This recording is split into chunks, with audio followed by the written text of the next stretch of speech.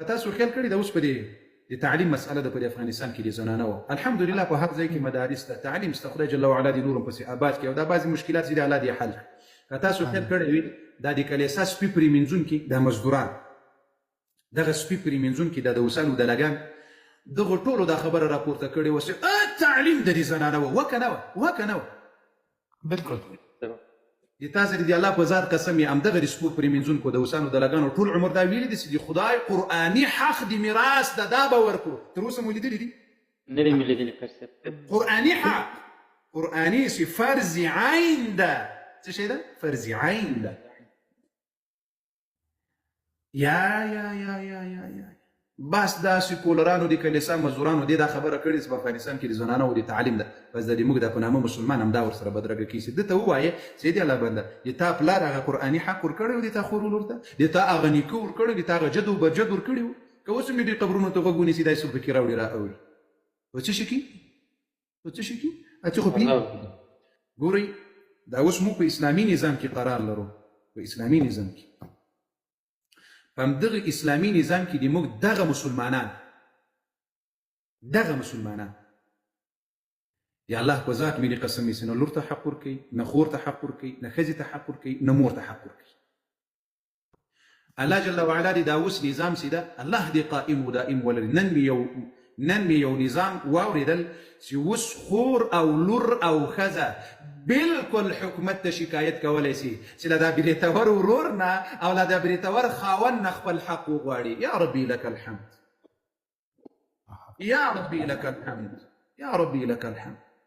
خور او لور کولی شي چې په بدي کې ورکړي نو دا کولی شي چې دا حکومت ته مراجعه وکړي او شکایت په داسې پلار ورور باندې وکړي یا ربي لك الحمد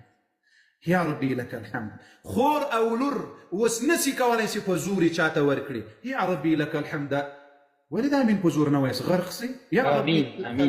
یا الله دا نظام قائم و دائم ولري یا الله یا الله دا نظام قائم و دائم ولري یا رب العالمين یا حي یا قيوم یا رب العالمین د موږ د عام مسلمانان اوس داسې جوړ شوي دي چې په دین کې ګټه وي مني چې په دین کې تاوان وي هغه نه مني چې په هغو کې اول د ښځو د میراث مسأله ده د خور او د لور د میراث مسأله ده د نکاح مسأله ده د بدي مسأله ده وغیره وغیره د هغو د حقونو مسأله ده چې کومه ګټه مو په کې ګوري اوس موږ لور غواړو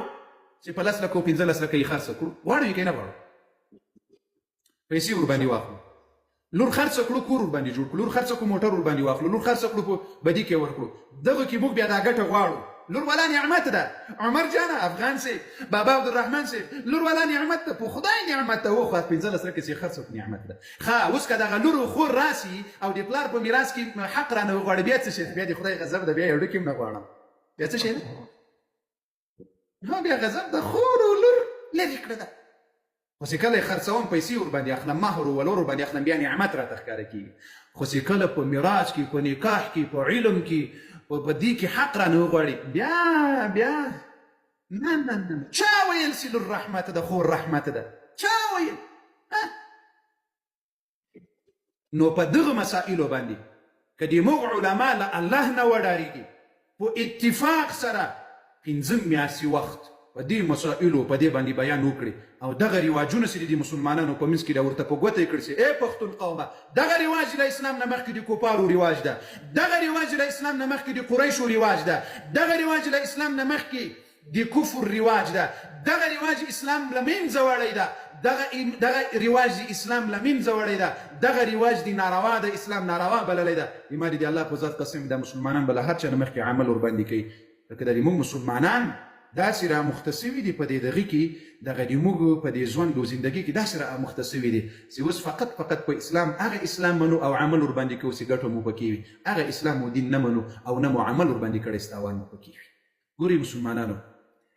د ما دا خبرې که دلته یو 15 مسلمانان را سره ومني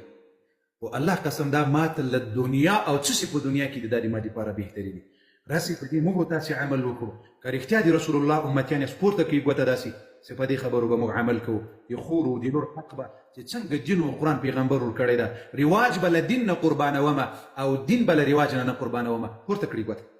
د تاسو د الله په ذات قسم وي شریعت به له رواج نه قربانوي او که به رواج له شریعت نه قربانوي پورته کړي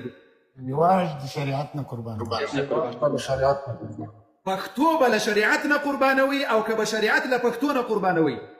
اکتوبر الله اکبر. یا رب یا رب،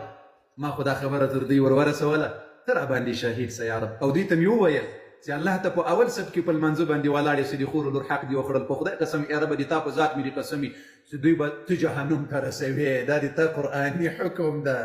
دا شرعي حکم ده. یا رب دا مې ورته ورسول، یا الله ته راباندې شهید سه. دغه خلقو خو وعده راسره وکړه یا رب العالمین چې خور و لور دې ته به حق ورکوو په میراث کې، په نکاح کې، په تعلیم کې وغیره وغیره. نو دغه عامو خلقو راسره ومنل، د ملایان بیا راسره ومني که بیا نه ومني. دلته خو هم کیسه خرابه ده نه. ګورې دا ګوته چې ما در باندې پورته کړه، د دې مطلب دا نه ده چې دلته ډوزې وویلې. دا خپل ځان ته دې متوجه سه، قربانه کړي سم، دا خپل ځان ته. الله اکبر. خپل ځان ته دې متوجه سه. دا فیصله نن دې رب دا حکم ومنه سه. ای ربه ای ربه، په دغه حکم باندې به دې زه عمل کوم. د ما سي پلار، د ما ورور، د ما نیکه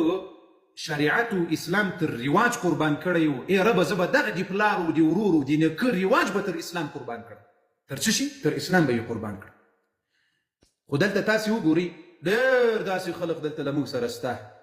والله که اوس هم د اسلام حقیقي منلو ته تیار وي. بالکل نه دي ورته تیار.